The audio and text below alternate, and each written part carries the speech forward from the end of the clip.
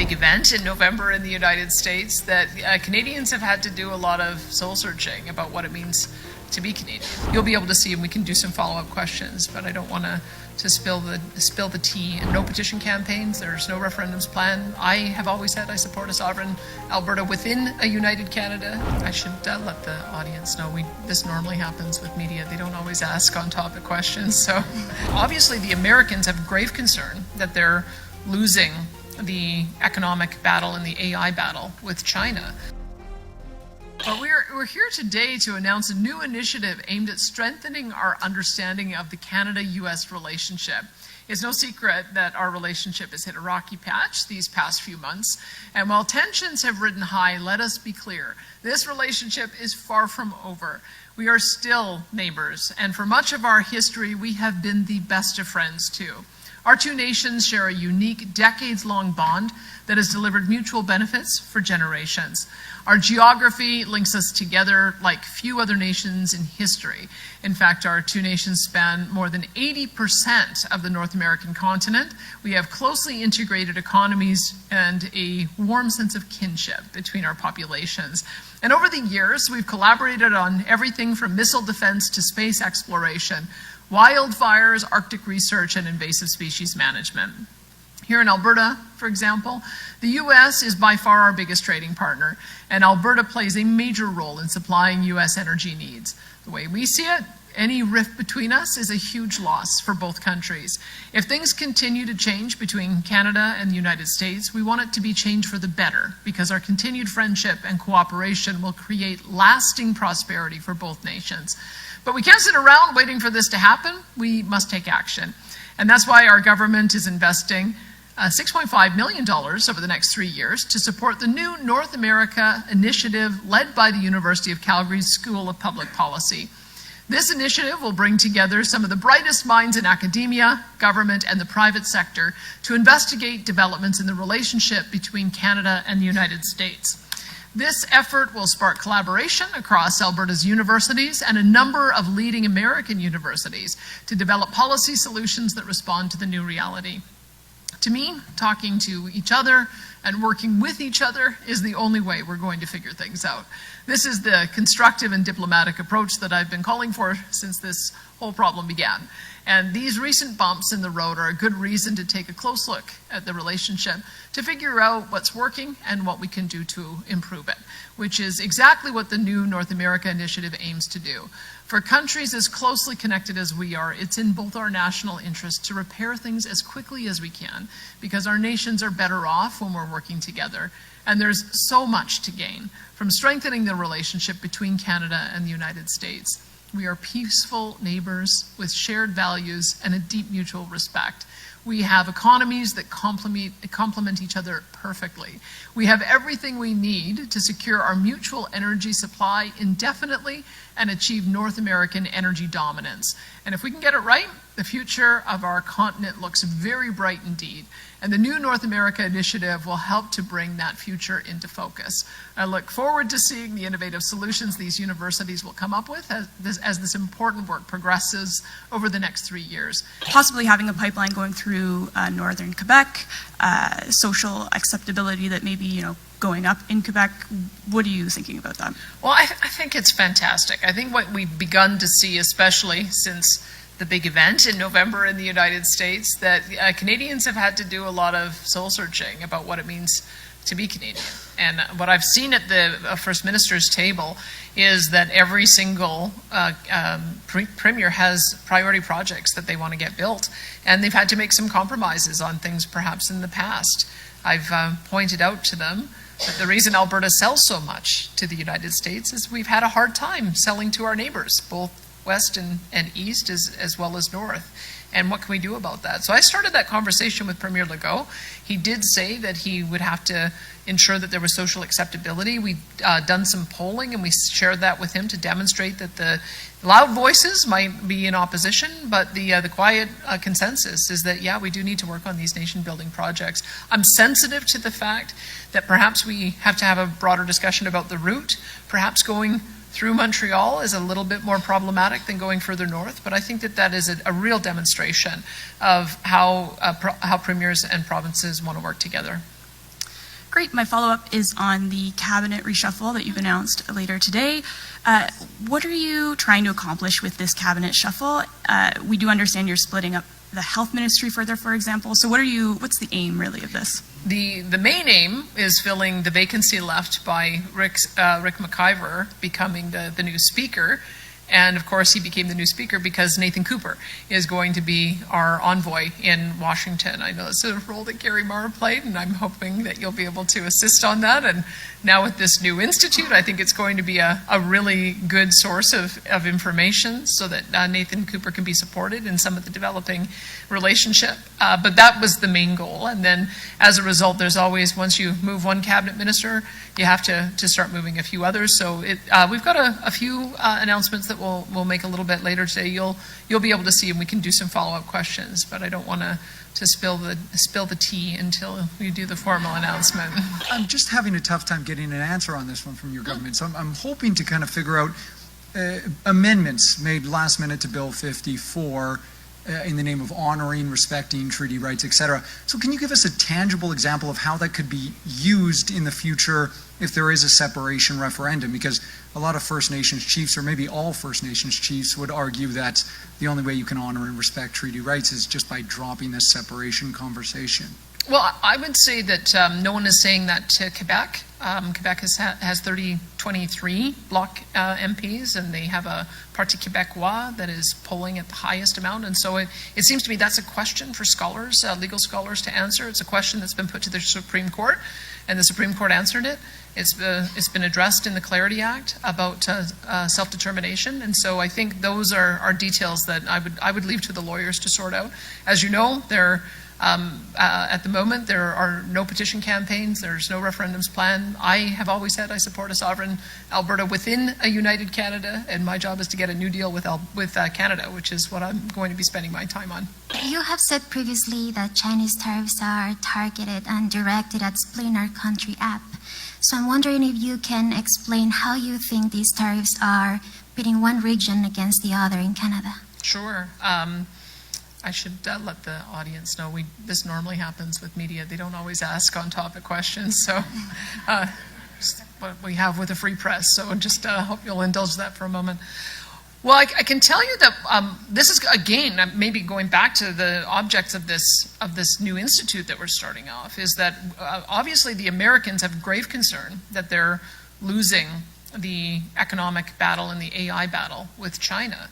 And so I think that the Americans, as part of a condition to getting access to their market, are increasingly going to be asking for restrictions on how much trade we do with China. We've already seen it with steel and aluminum tariffs. Part of that was that we don't want steel and aluminum being dumped into our market, having some kind of minor upgrade and then being dumped into the American market. That was one of the things that the U.S. president raised in his first term, and clearly still believes that that's a problem. Same with autos. When the Americans put a 100% tariff on electric vehicles, our government responded in the same manner, again, so that there wasn't some dumping that happened into Canada that then undermined the U.S. auto industry.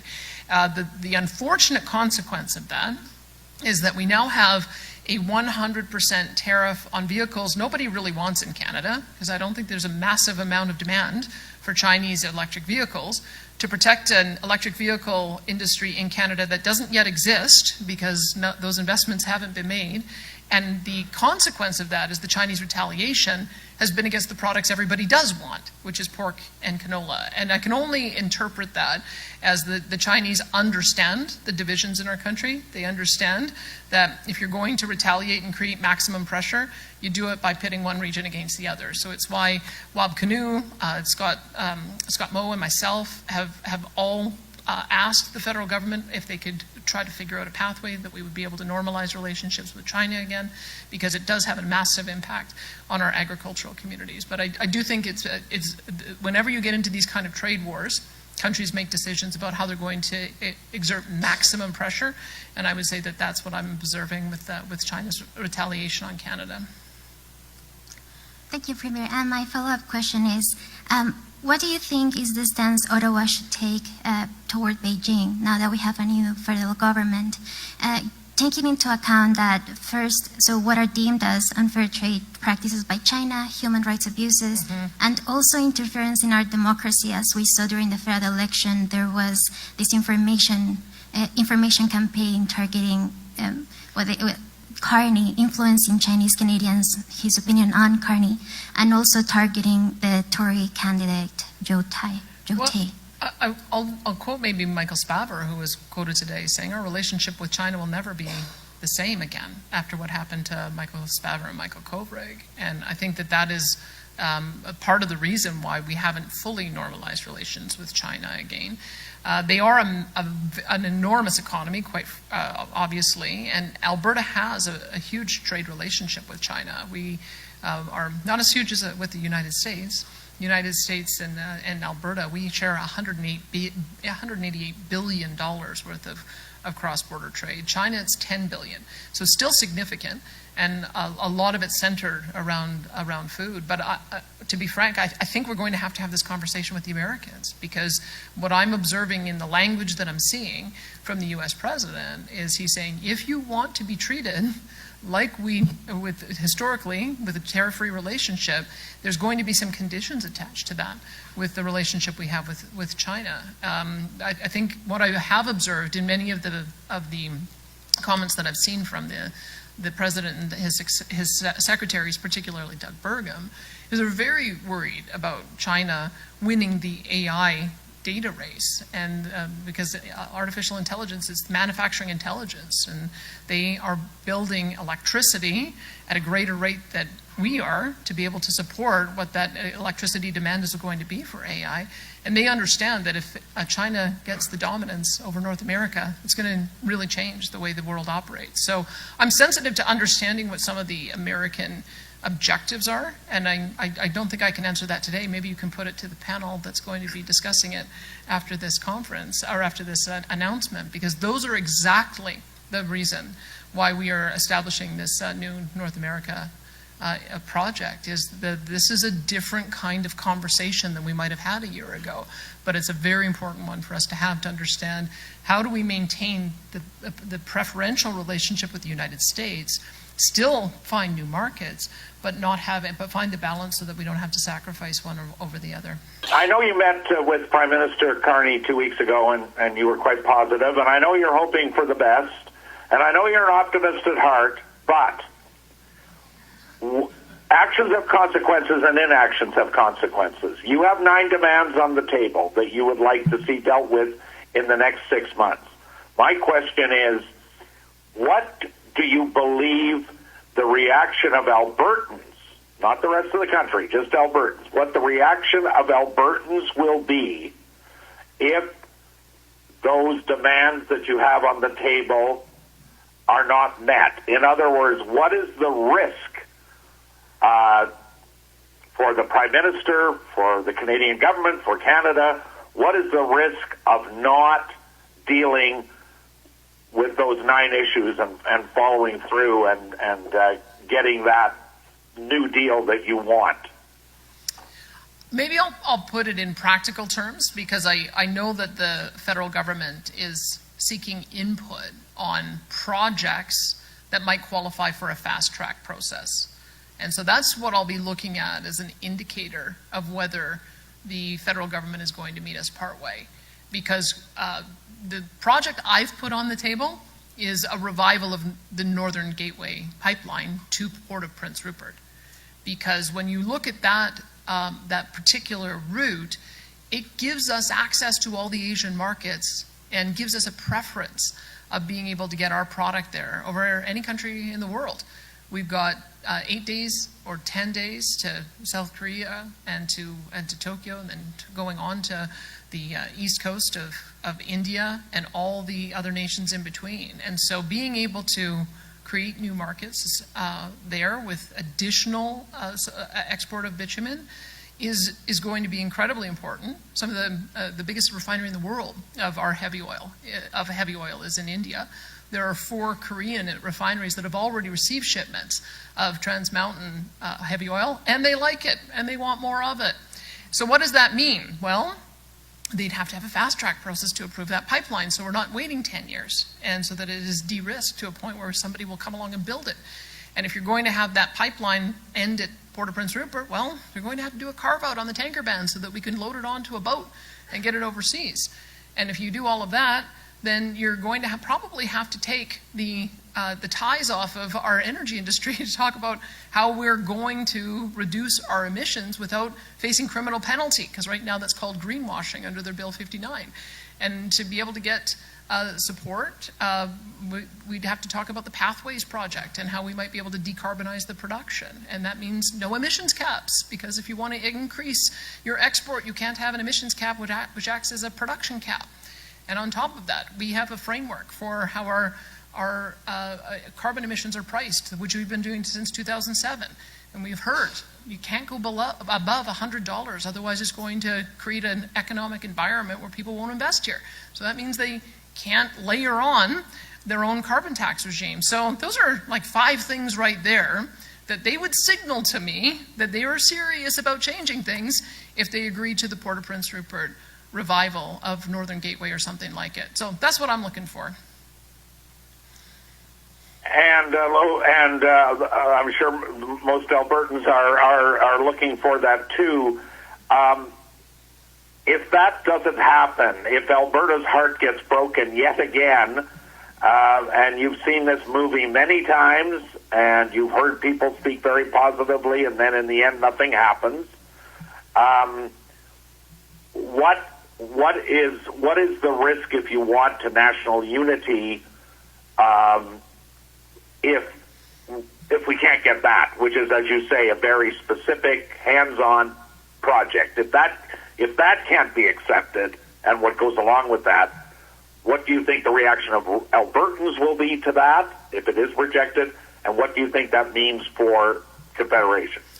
Well, let me answer in a very practical way again, because I know that there are several projects that are being floated to the U.S. Secretary of the Interior, Doug Burgum, that would get more of our oil and gas out of Alberta and into the United States. And then I would say to my colleagues again, what do you think it's going to do to national unity that it's easier for Alberta to get its product traded to the United States than through British Columbia or through Eastern Canada?